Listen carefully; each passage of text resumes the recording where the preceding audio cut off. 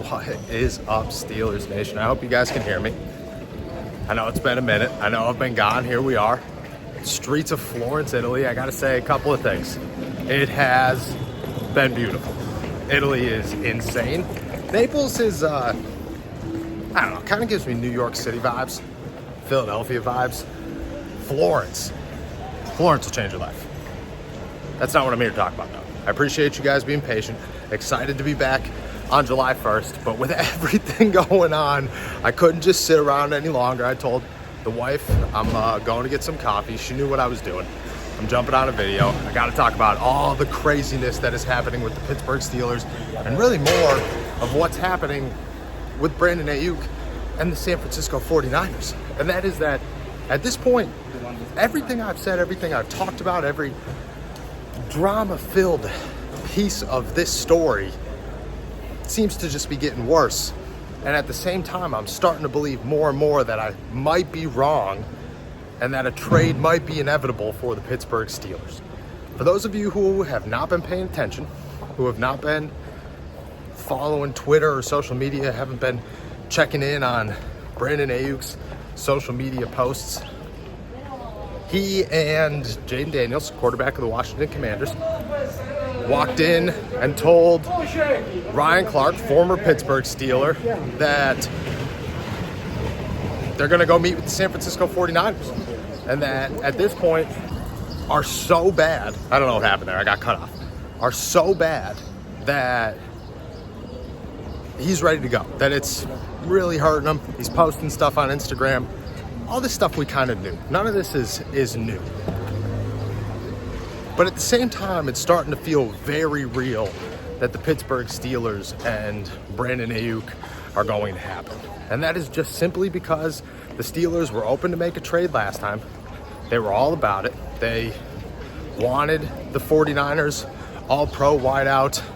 They wanted to add to the George Pickens mix. They wanted to bring in somebody for Russell Wilson.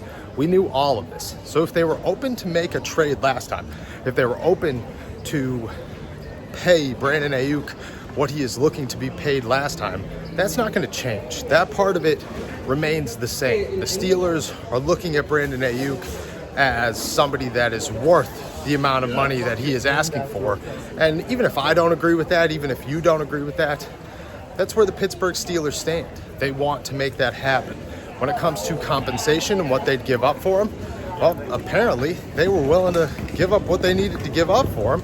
So I have a hard time believing that they're going to change that and not give up what they need to give up for him this time. I don't agree with it. I don't think many people agree with it. I don't think anybody's sitting around going, the Steelers should give up a first-round pick and $30 million a year. That sounds nuts.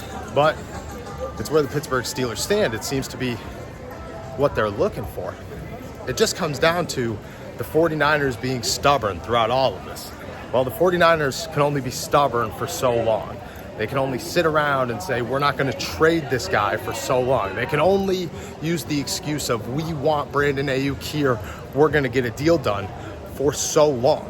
We seem to be hitting those crossroads where at this point, nobody believes that's going to happen. Brandon Aiyuk doesn't believe that's going to happen. I don't think the Pittsburgh Steelers believe that's going to happen, which works in their favor because at this point, now it goes from, I got to pay top tier price for a guy because the 49ers want him, I got to convince them that he's not worth it, to he doesn't want to be there.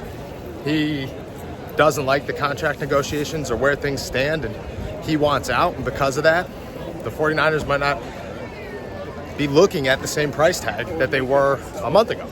They might have screwed themselves in this situation. And truthfully, I think that they did. So the Steelers probably don't have to pay as much to get a guy like Brandon Aiyuk as they would have a month, 2 months ago.